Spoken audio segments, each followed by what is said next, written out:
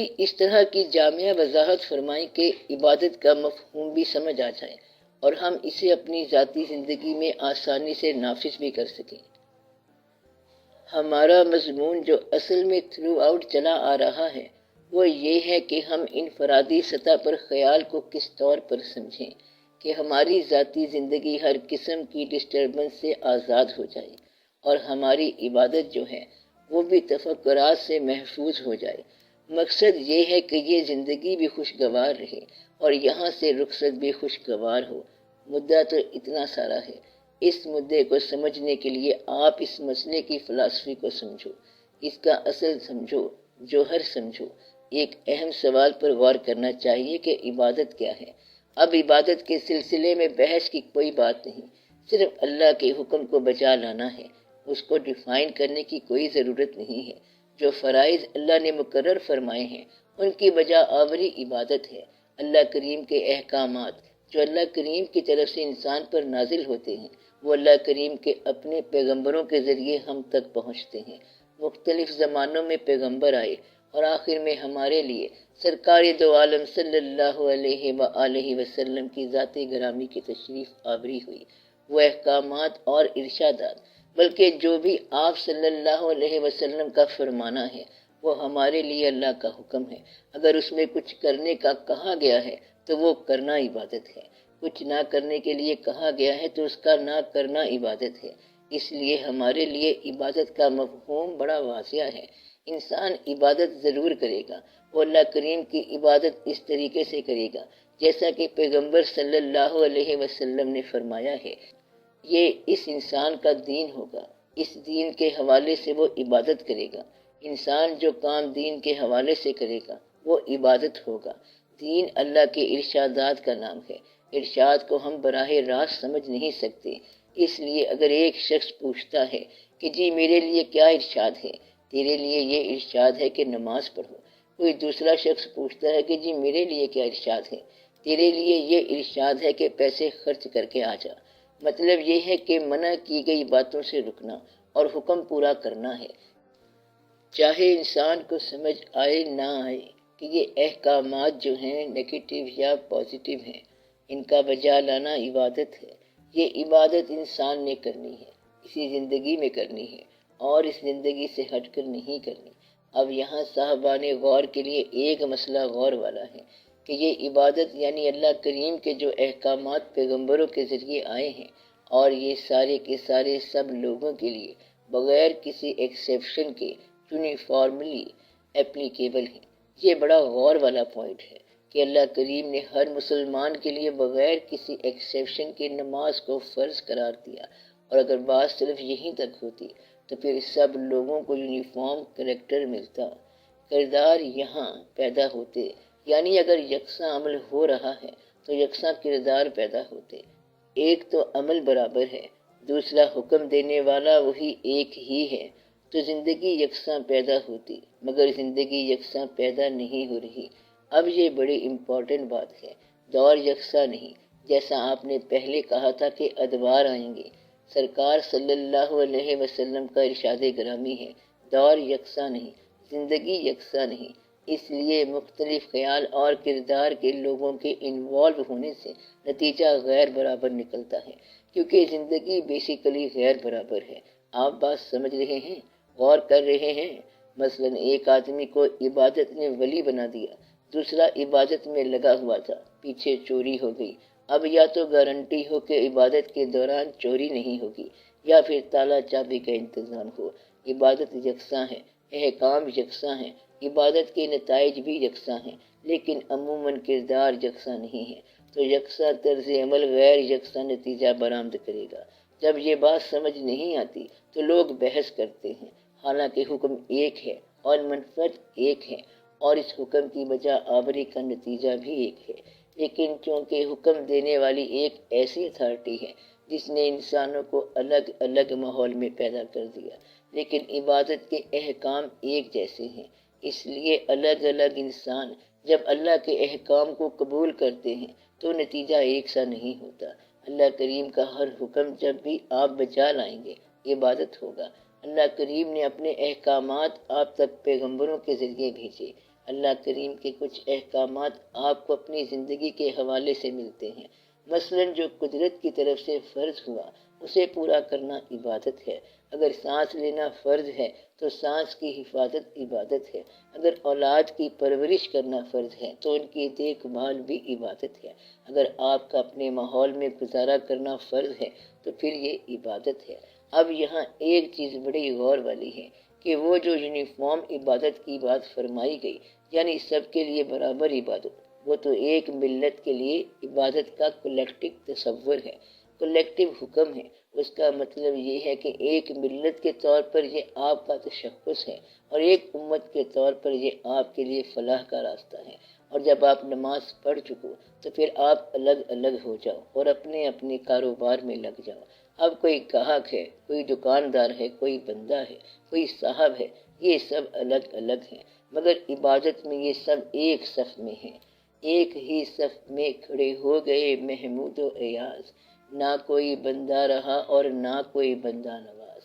بندہ و صاحب و محتاج و غنی ایک ہوئے، تیری سرکار میں پہنچے تو سبھی ایک ہوئے۔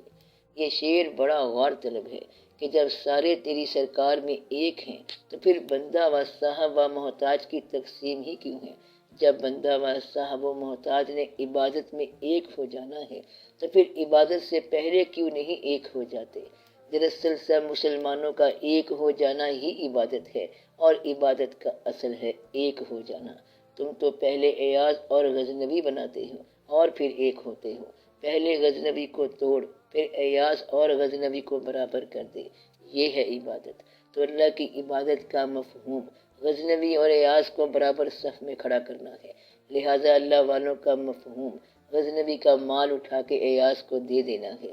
جب عبادت کا مفہوم برابر کرنا ہے تو برابری ہی عبادت ہے۔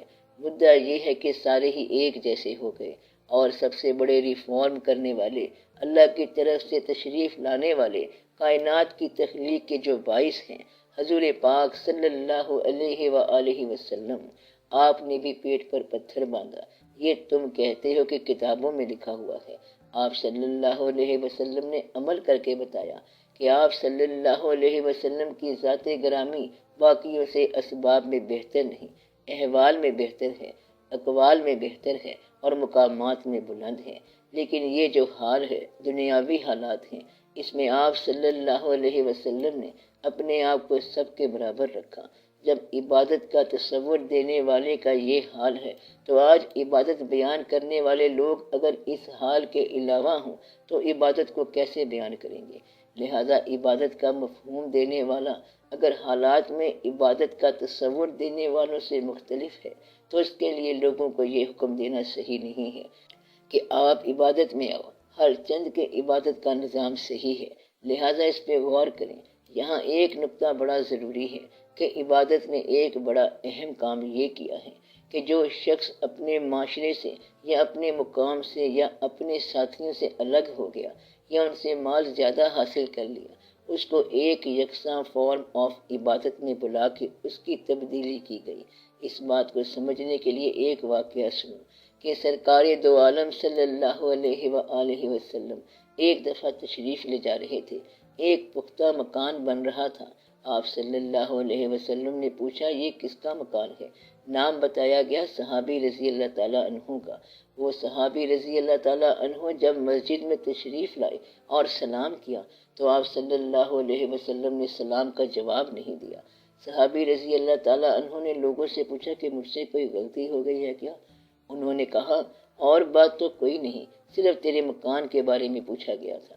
وہ صحابی رضی اللہ تعالیٰ عنہ جا کے مکان گرا ہے، واپس آ کے حضور پاک صلی اللہ علیہ وسلم کو سلام کیا۔ آپ صلی اللہ علیہ وسلم نے سلام کا جواب دیا اور فرمایا کہ تم یہاں رہنا چاہتے ہو جبکہ ہم یہاں سے نکلنا چاہتے ہیں۔ مدعا یہ ہے کہ وہ جو عبادت کا تصور ہے اس کے اندر ایک عمل عبادت کے علاوہ بھی ہے جس پر کسی سازش کی وجہ سے آج تک گرد و غبار رکھا گیا ہے، اور وہ گرد و غبار کسی ری ایکشن میں رکھا گیا ہے کہ کہیں اس میں سوشلزم نہ آ جائے، کمیونزم نہ آ جائے، کچھ اور واقعات نہ ہو جائیں۔ کچھ یہ بھی ہوا کہ کیپٹلزم کے ساتھ ہی ملائزم شامل ہو گیا تھا، اس لیے بھی یہ بات گرد و غبار میں رکھی گئی ہے کہ عبادت کے برابری کے تصور کے ساتھ ساتھ انسانوں کے ساتھ ہر حال میں یکساں سلوک ہو اور تمام وسائل کی تقسیم میں بھی یہ سلوک ہو۔ یہ عبادت کے لیے کنڈیشن ہے، بلکہ پری کنڈیشن ہے۔ اس کا ثبوت یہ ہے کہ اللہ کریم نے کسی کو 3 آنکھیں عطا نہیں فرمائی ہیں، 2 آنکھیں ہیں۔ وہی چہرہ پیدائش میں برابر، موت میں برابر، وہی زندگی، وہی آنسو، وہی مسکراہٹیں، اسی طرح اولاد، اسی طرح ماں باپ۔ یہ جو درمیان میں فارمولہ ہے مختلف زندگی کا، یہ فارمولہ تو اللہ کی پسند کا نہیں ہے، کیونکہ انسانوں میں اخوت اور برادری کا رشتہ بنایا گیا، اور اخوت کا ایسا رشتہ بنایا گیا ہے کہ تم اور بھائی دونوں مل کر باہم برابر ہو جاؤ، کم از کم 50% تم بھائی کے ساتھ برابر ہو جاؤ، اس کا مال اور اپنا مال ملا کے 2 پہ تقسیم کر دو، تو پھر یہ بھائی چارہ ہوگا۔ اسلام نے پوری ملت اسلامیہ کو وحدت میں رکھا، لہٰذا ملت اسلامیہ کی ٹوٹل ارننگ یا ٹوٹل سرمایہ جو ہے، یہ ٹوٹل افراد میں یکساں تقسیم ہو تو پھر عبادت بنتی ہے، ورنہ عبادت کا تصور بنتا نہیں۔ آپ بات سمجھ رہے ہیں؟ جیسا کہ میں نے کہا، عبادت کے تصور میں ایک اور بات بڑی قابل غور ہے کہ اللہ کریم کے احکام کی بجا آوری عبادت ہے۔ احکام آپ خود بھی پہچانتے ہو، یعنی اگر بیماری آ گئی تو صحت کا خیال رکھنا۔ اس طرح ایک چیز یہاں بڑے غور والی ہے کہ جب اللہ کریم نے انسان کو پیدا کیا تو ایک صفت یا ایک صلاحیت اس انسان میں باقیوں سے نمایاں طور پر الگ رکھ دی، جس طرح منصب پیغمبری ہے۔ پیغمبر کسی کوشش کا نام تو نہیں ہو سکتا، یہ آپ بھی جانتے ہو، اور یہ آپ کا عقیدہ بھی ہے۔ اگر پیغمبر کے لیے کوئی فارمولہ بنا دو گے کہ آپ یہ تھے، آپ یہ کرتے تھے، لہذا پیغمبر تھے، یہ تو بالکل گمراہی ہو جائے گی۔ جو پیغمبر تھے ان کی ہر بات ہی صحیح ہے، کیونکہ پیغمبر خود نہیں بن جاتا، اللہ کی طرف سے بنایا جاتا ہے۔ لہذا منصب نبوت کے تحفظ کا تقاضا ہے کہ وہ یونیفارم عبادت کے تصور سے ماورا ہو، لہذا پیغمبر کی عبادت ماورا ہوگی۔ وہ خود عبادت کا یونیفارم تصور دے رہے ہیں اور آپ خود یونیفارم عبادت میں شامل ہو گئے، تب بھی پیغمبر کی عبادت دوسروں سے الگ ہوگی، پیغمبر کی نماز الگ ہوگی۔ ہم فالو کریں گے، ہم امیٹیٹ کریں گے، لیکن ہماری نماز ان کی نماز کے برابر کبھی نہیں آ سکے گی، کیونکہ وہ منصب اور ہے، عمل تو یہی ہے، لیکن اس کا نتیجہ اور ہے۔ یہ اس لیے ہے کیونکہ وہ مقام اور ہے۔ لہٰذا اگر ہم یہ کہیں کہ ہم بھی وہی عمل کر رہے ہیں کہ کتاب سناتے ہیں، کلام سناتے ہیں، تبلیغ کرتے ہیں، ویسے ہی کرتے ہیں جیسے سرکار دو عالم صلی اللہ علیہ وسلم نے فرمایا، تو اس سے بڑی گمراہی کوئی اور ہے ہی نہیں۔ ویسے کرنے کے لیے ویسی طبیعت چاہیے۔ آپ اپنے طور پہ کرو گے تو آپ کی تبلیغ گمراہی پیدا کر سکتی ہے، اور ان کی تبلیغ جو ہے وہ ہمیشہ اصلاح پیدا کرے گی، کیونکہ وہ اللہ تعالیٰ کی طرف سے آنے والی ایک خصوصی ذات ہے، اور ایک خصوصی پیغام ہے، اور ایک مخصوص شخصیت ہے۔ لہٰذا نتیجہ یہ نکلا کہ جس کے پاس کوئی صفت ہے اس صفت کا تحفظ کرنا عبادت ہے، اور اگر وہ پیغمبر ہیں تو ان کی صفت کے اوپر مر مٹنا آپ کی عبادت ہے۔ اس صفت کے تحفظ میں اگر آپ جان دیتے ہو تو یہ آپ کی عبادت ہے، وہ ایک الگ عبادت ہے، باقی یونیفارم فارمولہ ہے۔ اپنی صفت کے تحفظ کی بات کے بعد اگلی بات پہ غور کرو، وہ جو بھیجنے والا ہے اگر شاہین کو قوت اور شوق پرواز عطا کرے اور شاہین عبادت کرتا رہے اور پرواز نہ کرے تو پھر عبادت غلط ہوگی۔ لہذا عبادت کا اصل یہ ہے کہ اس صلاحیت کا بھی تحفظ کر جو تجھے باقیوں سے الگ ملی ہے۔ اگر وہ صلاحیت تو نے توڑ دی ہے اور عبادت قائم رکھی ہے تو سمجھو کہ تو گمراہ ہو گیا۔ لہذا عبادت کرنے والا گمراہ بھی ہو سکتا ہے۔ اس میں ایکسیپشن صرف وہ لوگ ہیں جو اللہ کے خاص بندے ہیں، جن کے مراتب اللہ خود مقرر کرتا ہے اور جو اپنے مرتبے کے خود ہی محافظ ہیں۔ لہذا جس کے منصب میں شہادت لکھی ہے وہ شہادت اگر ترک کر دے تو پھر تو عبادت نہ ہوئی، اس کے لیے شہید ہونا عبادت ہے۔ اب آپ غور کرو کہ اللہ کریم نے ہر انسان کی فطرت میں ایک خاص صفت رکھی ہے، اس صفت کو آپ نے لوکیٹ کرنا ہے۔ عبادت تو یونیفارم ہے، برابر، اس کے ساتھ اللہ کے عطا کردہ مفہوم کے مطابق، لیکن آپ کی ایک اسپیشل ڈسٹنکشن ہے کہ اگر آپ کو علم مل گیا مرتبہ مل گیا، سوز مل گیا، فغاں مل گیا، آہ و فغان نیم شبی مل گئی، اور جو بھی چیز مل گئی اس کا تحفظ کرنا ایک الگ عبادت ہے۔ آپ نے اس چیز کا تحفظ کرنا ہے۔ ایک آدمی جو اس صفت کا یا مرتبے کا تحفظ نہیں کرتا اور لوگوں میں عبادت کے نام پر مشہور رہتا ہے کہ حاجی صاحب ہیں، عبادت گزار ہیں اور آٹے میں ملاوٹ کرتے ہیں، اگر وہ عبادت کرتے ہیں تو عبادت تو کوئی نہ ہوئی، کیونکہ وہ جو منصب ہے لوگوں کو، غریبوں کو، بھائیوں کو مناسب دام میں آٹا کھلانے کا، تو وہ فیل ہو گیا۔ لہٰذا جتنی یونیفارم عبادت ہے وہ پیچھے رہ جاتی ہے، کیونکہ وہ شخص اصل میں مسلمانوں کا دشمن ہے۔ اس بات کا ثبوت یہ ہے کہ مسلمانوں کا دشمن اگر مسجد بنائے تو وہ مسجد گرا دو۔ مسلمانوں کا ایک دشمن منافق ہوتا ہے۔ اللہ نے فرمایا ہے کہ اگر منافق یہ کہیں کہ ہم گواہی دیتے ہیں کہ آپ صلی اللہ علیہ وسلم اللہ کے رسول ہیں، تو اللہ کہتا ہے کہ یہ بات تو صحیح ہے کہ آپ صلی اللہ علیہ وسلم اللہ کے رسول ہیں، مگر یہ منافق جھوٹ بولتے ہیں۔ لہٰذا ثابت یہ ہوا کہ جھوٹا آدمی جو فطری طور پہ جھوٹا ہے، اگر وہ عبادت کے حوالے سے سچ بھی کہہ رہا ہے تب بھی بے اثر ہے، تب بھی غلط ہے۔ لہذا صداقت کے احکامات کو بیان کرنے کے لیے پہلی شرط تمہارا صادق ہونا ضروری ہے، تب جا کے تم یہ بات کہہ سکتے ہو۔ وہ جو فطرت نے تمہارے اندر اسپیشل قسم کا ایک جوہر رکھا ہے اس کا تحفظ ضروری ہے۔ مثلا ایک شخص ڈاکٹر ہے، اگر وہ عبادت کی وجہ سے ڈاکٹری کے اندر ملاوٹ کر گیا، یعنی یہ کہتا ہے کہ پیشنٹ کو چھوڑو، نماز کا ٹائم ہو گیا ہے، نماز پڑھتا رہا، اور اگر پیشنٹ مر گیا تو یہ اس کی عبادت جو ہے نا at the cost of patient ہے۔ لہٰذا عبادت کا جو اسلام نے مفہوم بنایا یہ کامن فارم ہے پریئر کی، اور آگے جو ہے وہ تمہارے اللہ کے ساتھ تمہاری سنسیریٹی کی۔ اگر تم اللہ کے سامنے سنسیئر نہیں ہو، اپنی ذات میں سنسیئر نہیں ہو، تو یہ ظاہر کی جو عبادت ہے وہ تمہارے کام نہیں آئے گی۔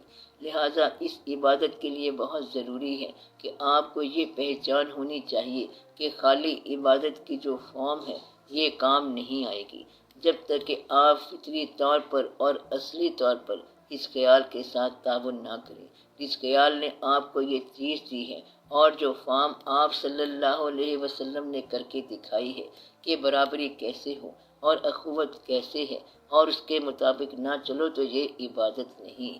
آپ نے پڑھا ہوا ہے کہ ایک جنگ میں زخمی ہونے والے کئی اصحاب ایک دوسرے پہ احسار کرتے ہوئے کہتے ہیں کہ پہلے آپ پانی پیو، پہلے آپ پانی پیو، اور پھر سارے ہی شہید ہو جاتے ہیں۔ مقصد یہ ہے کہ brother the need is greater than mind کے مطابق وہ یہ کرتے کرتے سارے ہی شہید ہو گئے۔ اگر یہ احسار موجود نہیں ہے بلکہ خود غرضی ہے اور ایک دوسرے کے ساتھ دھوکہ ہے اور ایک دوسرے کو نقصان پہنچانے کی خواہش ہے اور مال کا غرور ہے اور اعمال کا غرور ہے اور دوسرے لوگوں کی کاسٹ پر عبادت ہو رہی ہے، تو عبادت یونیفارم نتیجہ کیسے پیدا کر سکتی ہے؟ یہی وجہ ہے کہ تمام عبادت کے باوجود اور اسلام کے باوجود مسلمانوں کی حالت پست ہے۔ اگر آپ مانتے ہو کہ آپ کا اللہ واقعی وہ اللہ ہے جو کائنات کا بنانے والا ہے، اور آپ یہ بھی مانتے ہو کہ وہ قادر ہے، اللہ کل شیء قدیر ہے، اور یہ بھی مانتے ہو کہ اس کا پسندیدہ دین جو ہے وہ اسلام ہے، اور آپ یہ بھی مانتے ہو کہ آپ اسلام میں ہیں، وہ اللہ جو مالک ہے اس کی پسند یہ دین اسلام ہے، وہ اللہ آپ کے کام بالکل نہیں کرتا۔ ایسا کیوں ہو رہا ہے؟ اس لیے کہ آپ جو دین کے حوالے سے دین کے اندر بے دین لوگ اکٹھے ہو گئے ہو، یہ آپ کی سزا ہے۔ اس لیے پہلے اپنے اندر دین نافذ کرو۔ جب تک آپ اللہ کو واقعی نہیں مانتے، اس کی واقعی عبادت نہیں کرتے، یہ عبادت آپ کے لیے کچھ رنگ نہیں لائے گی۔ ایک جگہ ایک بزرگ تقریر کر رہے تھے کہ مسلمانوں، تم نماز نہیں پڑھتے، عبادت نہیں کرتے، اگر تم لوگ نماز پڑھو اور عبادت کرو تو اللہ تعالیٰ آپ کو بڑی برکت دے گا، تمہارے بھی ایٹم بم بن جائیں گے، تمہاری بھی بڑی فیکٹریاں لگ جائیں گی۔ ایک آدمی فی البدیہہ بولا کہ اگر نماز ہی ایٹم بم کی شرط ہے تو وہ لوگ جو بم بنا چکے ہیں وہ کون سی نماز پڑھتے ہیں؟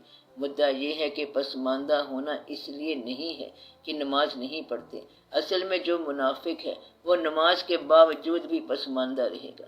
نماز آپ کے باطن کا خبث دور نہیں کرتی، صرف ظاہر کی بے حیائی ترک ہو جائے گی۔ جب آپ نماز میں ہیں اب اس دوران کیا بے حیائی ہوگی؟ اگر آپ واقعی نمازی ہیں تو آہستہ آہستہ ایک فارم بن جائے گی اور ایک معاشرہ بن جائے گا، لیکن وہ جو بنیادی ڈس آنیسٹی ہے وہ کیسے دور ہوگی؟ اس کی اصلاح ہونی چاہیے۔ اس کی اصلاح کو تزکیہ کہتے ہیں۔ اس لیے کہتے ہیں کہ اگر انسان متقی نہ ہو تو قرآن ہدایت نہیں دیتا، یعنی اللہ کا کلام اس آدمی پر اثر نہیں کرتا جو متقی نہ ہو۔ لہذا قرآن نے متقی نہیں بنایا، متقی نے قرآن کو سمجھنا ہے۔ تقویٰ تو پری کنڈیشن ہے، پہلے آپ نے ایک اچھا انسان بننا ہے۔ اچھا انسان ہونے کی حیثیت سے آپ کے لیے نماز درجات کا ذریعہ ہے۔ نماز میں بڑے درجات ہیں، انتہا کا درجہ آپ کے لیے ہو سکتا ہے اگر آپ کے اندر وہ باطنی خرابی نہ ہو۔ ایک حدیث شریف یاد ہوگی آپ کو کہ ایک آدمی جس کا رزق حرام ہے، جس کے افکار حرام ہیں، جس کے بال پراگندہ ہیں، جس کا لباس ناپاک ہے، جس کی زندگی صحیح نہیں ہے، اگر وہ عبادت کرتا ہے اور دعا کرتا ہے تو وہ کیسے منظور ہو؟ اس کا طعام حرام، لباس حرام، خیال حرام، اس کا فکر حرام، اس کی ساری زندگی حرام۔ اور اگر ذاتی زندگی میں ساری کی ساری آلائشیں ہیں تو اس کی عبادت کیسے منظور ہو؟ تو عبادت ان لوگوں نے روکی ہوئی ہے جو عبادت کرتے ہیں اور اندر کا باطن کا شر نہیں نکالتے۔